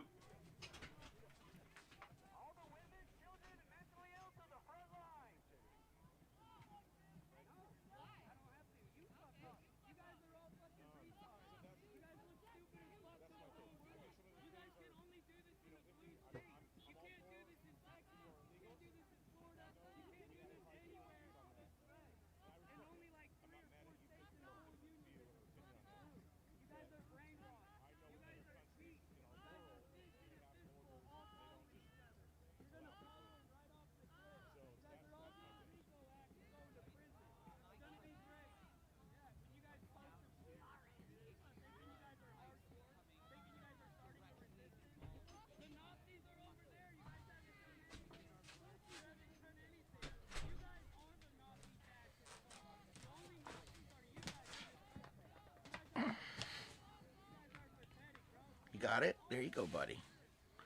Look who I got. Daddy Kitty. Haven't had him in a while. You okay? His left eye's a little messed up still. I don't know what's wrong with him. We believe he had a stroke. And he walks a little crooked and his left eye is a little different now. And we think he's had some kind of stroke. Uh-oh, here comes Miss Jealous. She does not like it when other cats come in here. So she's not happy right now. Mama, just chill out. This is just for a few minutes, all right? Just chill out. It's all right. Daddy's about 10. She's about 8 or 9. He wandered up here, and the neighbor was feeding him across the street, and of course he could eat from at our house too. All of a sudden he comes up one day and his leg is broken terribly bad. I mean, like compound fracture, back leg. And the neighbor and I decided we're going to catch him and go put him down because it was so painful and so horrible. And I just cried. I was like, oh my God. And we couldn't catch him. He ran away. When we started trying to catch him, he ran away. And we didn't see him for a month or two, and we're figuring he's dead. He's gone off under a tree somewhere and laid there and died. And then all of a sudden, he come walking back up one day, and I'm like, that's that same orange cat. That's Goldie. The neighbor called him Goldie. I said, that's Goldie. That's Goldie. That's that 2 or 3 year old cat that had the broken leg. And we looked at him, and he came up to us and let us pick him up and stuff, and we knew he was the same cat. He was Goldie. We're like, how? And we look at his leg, and you could see where it's a little messed up, but it works and everything. I'm like, how the hell? Oh my God, I don't know how that happened. It was so mangled and bad. And you can't even tell which leg it is now. But he did have a stroke about a month ago. I think he's had a stroke. And he's getting now to where he's doing a little better every day. He walks, he talks, he does all the normal stuff. He seems to retain his memory. But he walks a little crooked. His eyes don't look the same anymore. Hear him purring. Can you guys hear that on the microphone?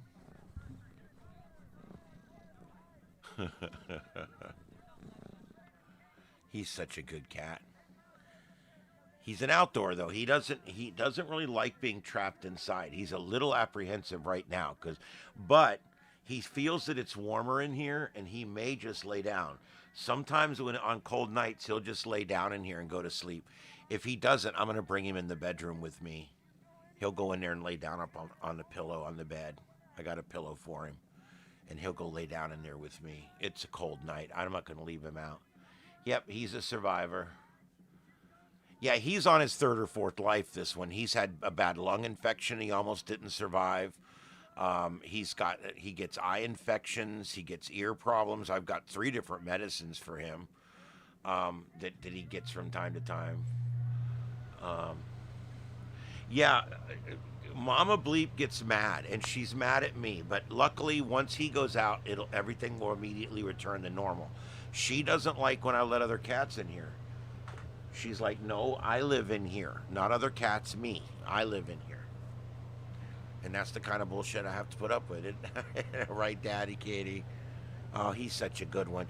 And we got a little kitten out here that the little feral mama had, and I pull up my camera at work every day, and he's sitting out there on. I've got this box sitting out there that they can go inside to get warm, the outdoor ones, and he sits up on top of that box, and that little kitten goes up there and sits with him, and he takes care. That's why he got the name Daddy Kitty. He got the name Daddy Kitty because he loves kittens. He's taken care of so many kittens. Everything from Tony Todd to Mama Kitties to every little kitten we've taken in here since we got him back after the broken leg. Every kitten we've taken in here, he has immediately run over, and that kitten becomes his kitten. And the mother cats have always been accepting of him immediately rushing right in and being a part of their kitten's life. I mean, I've never seen anything like it.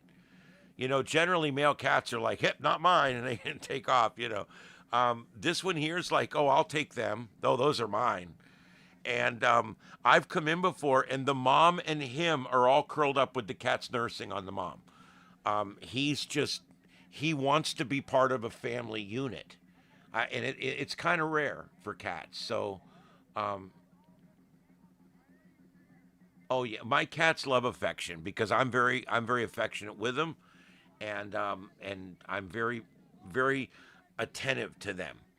If they want something, if they scratch on the door, I jump up and let them in, and they know that. I have a great relationship with my cats.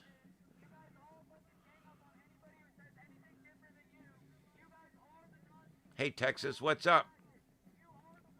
You're late, but you're here. It may be a long day tomorrow. I don't know. I'm going to come out in the morning, and I've got to go do some stuff in the morning. I'm taking Mom to lunch. I haven't seen her since Monday, so I'm going to go over and see her tomorrow and take her to lunch.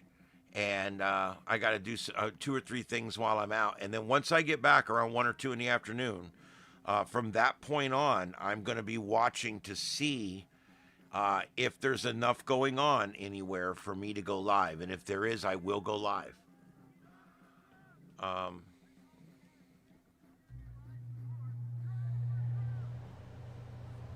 Well, Ed Earl, you should see Ed Earl when I get home from work. Of course, I got 5 cats that run out when they see my car coming. But Ed Earl will run out there and jump up on my car while I'm still sitting outside the gate. And he'll just yell at me and, "Oh my God, you're home." And he's all excited and he starts rolling all around. He gets so happy when I get home. Oh, I'm sorry to hear that, Texas. I'm so sorry to hear that.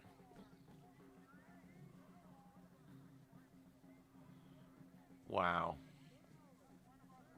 Well, God bless them all. I've lost so many cats that I love. I can't tell you. My Fluffy and my Garfield from when I was growing up lived 22 years, both of them.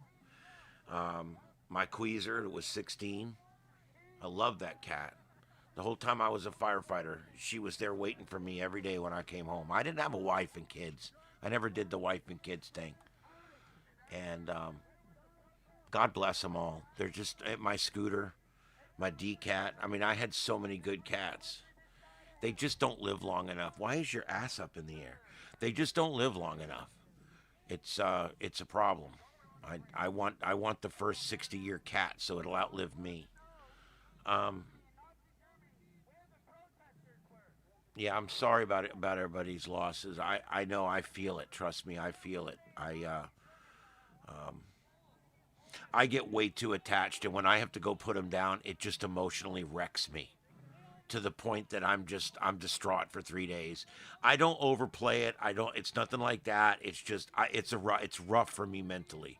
I keep going to work. I don't call in sick. I do it, but it's hard for me to get my comedic edge when I just had to go put down a cat or something, because I just love them so much, and it just is so disturbing to me. It's just terrible.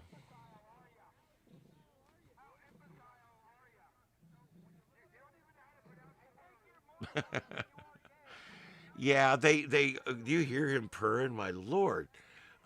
They are so wanting to be on everything. When we grew up, my mom did not like the cats on the counter or on the dining room table, which just meant they didn't go up there when she was home. uh,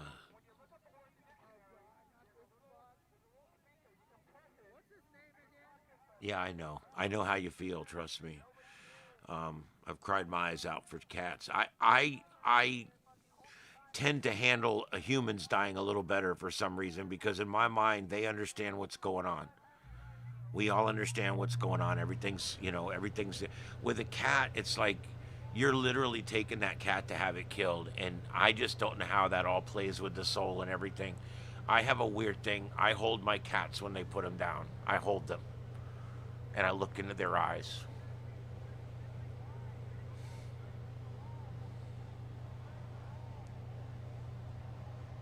Yeah, well, Crowbar, it's never going to be perfect.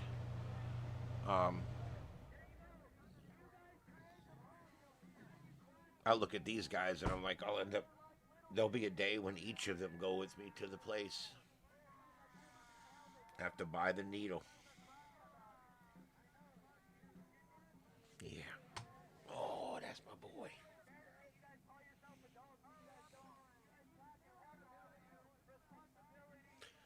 Oh boy. Yeah. I miss my dead ones, but I love my living ones too. Isn't that right, Kitty? Oh my goodness. Yeah, he's so good. You a good one? You a good one, my little stroker? Oh, that's right. That's right. Such a good cat. All right, guys. Is there anything else? Throw it in the chat room. I'm getting ready to sign off. Yeah, I'm sorry for your loss, Texas. I really am. Godspeed. You'll see him again.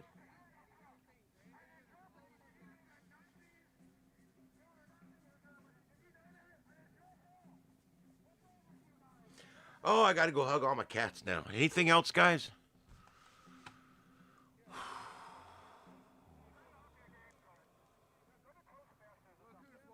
Oh, sometimes once you leave your wife, you become better friends. Sometimes not. um,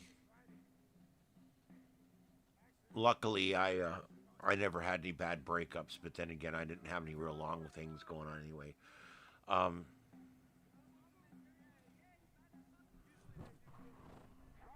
yeah, keep an eye out because I'll be on tomorrow, guys. I'll be on tomorrow. Uh, if this is going on, looks like we got a drummer and a gas mask now, and the bikes are streaming through again.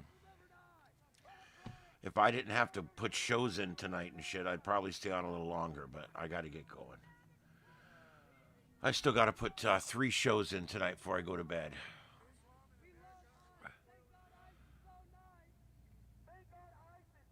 Yep, this is Daddy Kitty. This is him. He may stay in tonight. He doesn't like the cold. He's a ginger. He don't do the cold. Isn't that right? Oh, that's right.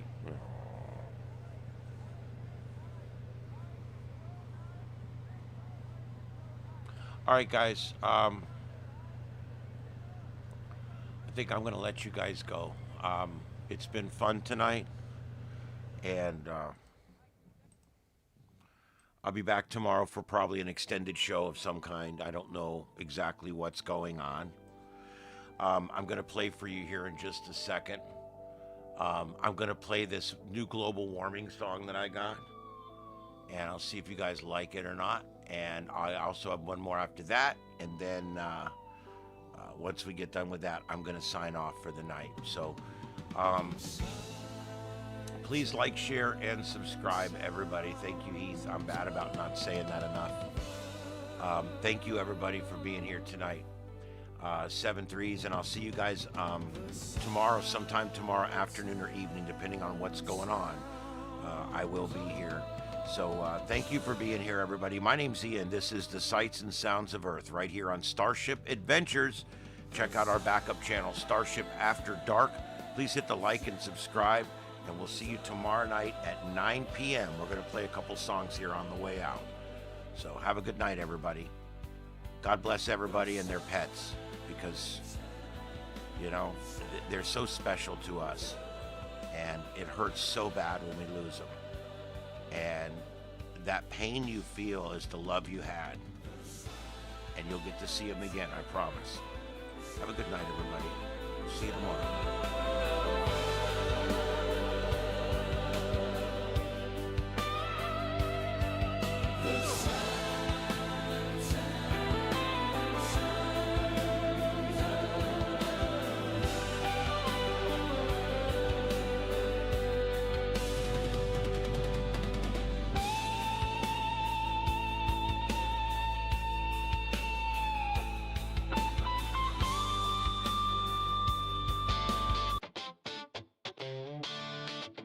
Yeah. Crank it up. Another doomsday sermon from the left-wing choir, global warming. Just the latest cold hit. Let's rock the truth.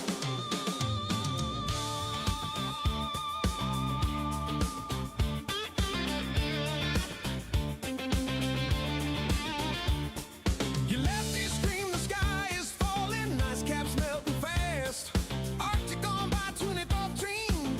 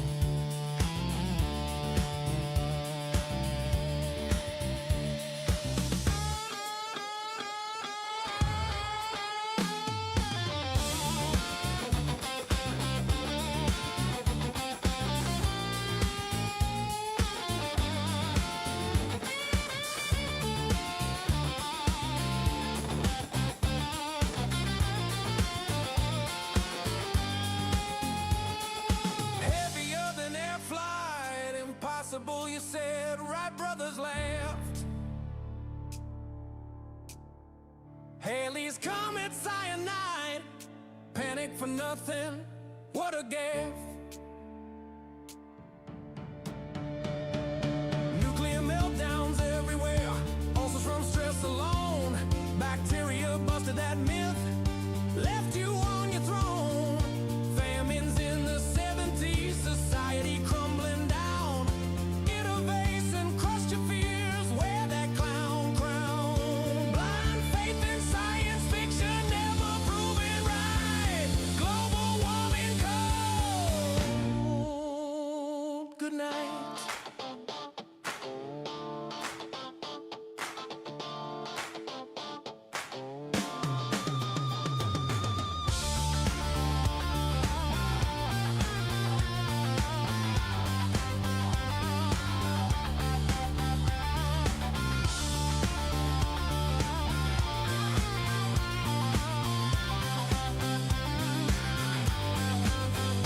Global warming hoax, the left's deranged religion, screaming end of days, but it's all fiction.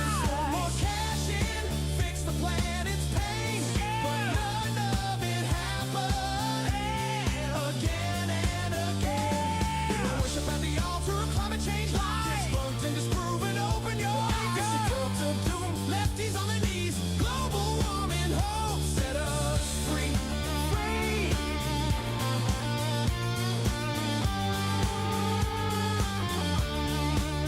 Yeah. Left's doomsday fixation, debunked every time. Global warming hoax. Rock on, truth, fade to black.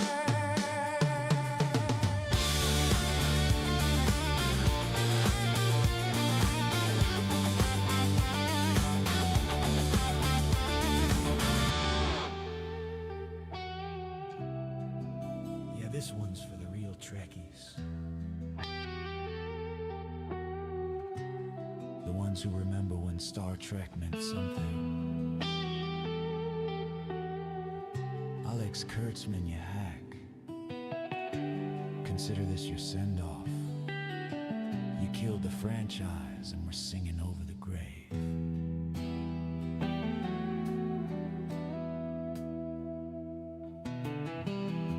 I used to be my pride, watch the stars unfold.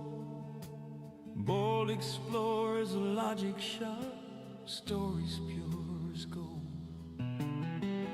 Then came Kurtzman, Grim Reaper in a suit, turned the Enterprise into a woke-ass reboot. 'Cause in the day that clown sniffed around the set, now it's teen drama trash, the franchise is dead. Greatest sci-fi ever, no, not anymore. You shot all over Roddenberry's core. Oh, Alex Kurtzman, you ruined Star Trek, woke Trek forever. What a pathetic wreck. Barefoot captains, pajama queens on the bridge, cadets fat and whiny playing high school gigs, DA checklists, virtue signaling lectures, force gate pandering feelings over vectors. You hate the show, you hate the fans, you hate the dream. Starfleet Academy, more like a bad fever dream. Beam me the hell out of here, Scotty, I'm done.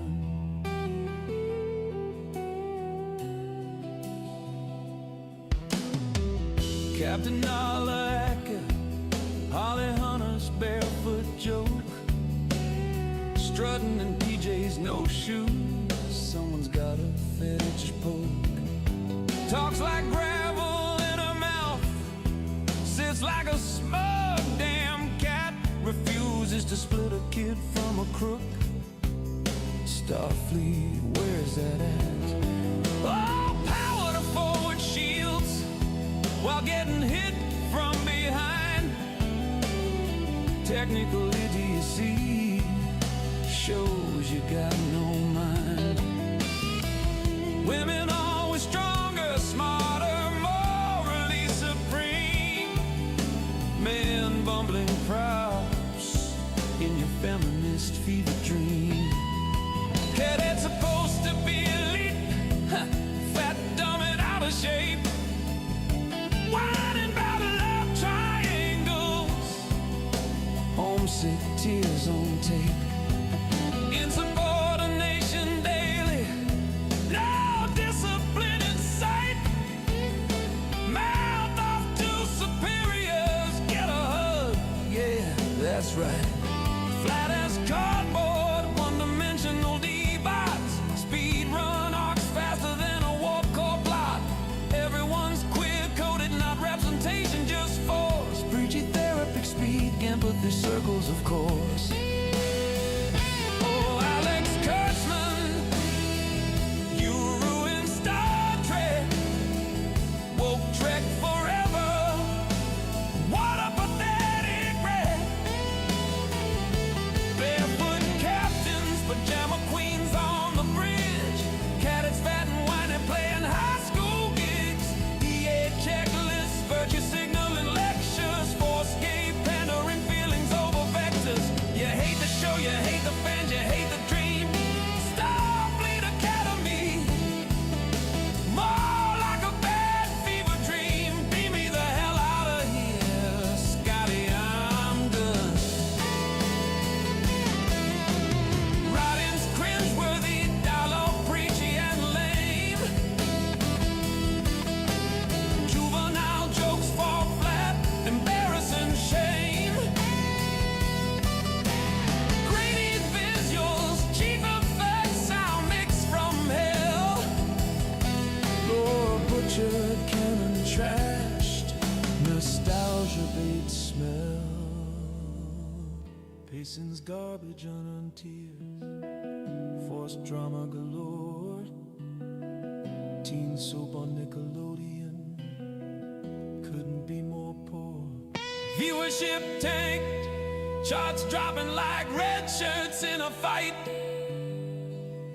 Low scores ain't bombing, fans just saw the light.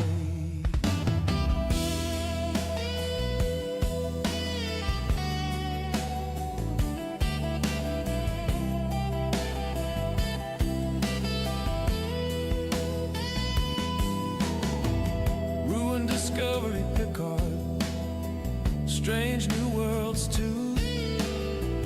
Lower decks tried, but you poisoned that crew. Turned hope and exploration into leftist lecture halls. Discipline's oppression, men are useless, women got balls. Over-reliance on Easter eggs, desperate and sloppy. No fresh ideas, just wrecking what's copied. Kurtzman, your secret hideout, king of the con. You don't get Trek, you hate it, and it's gone. Oh, Alex Kurtzman, you ruined Star Trek. Woke Trek forever. What a pathetic wreck. Barefoot captains, pajama queens on the bridge. Cadets fat and whining, playing high school gigs. DA checklists, virtue signaling lectures. Force gay pandering feelings over vectors. You wrote the epitaph, killed the best franchise alive. Starfleet Academy, proof the dream don't survive. Beam me the hell out of here, Scotty. I'm done. Yeah, I'm done.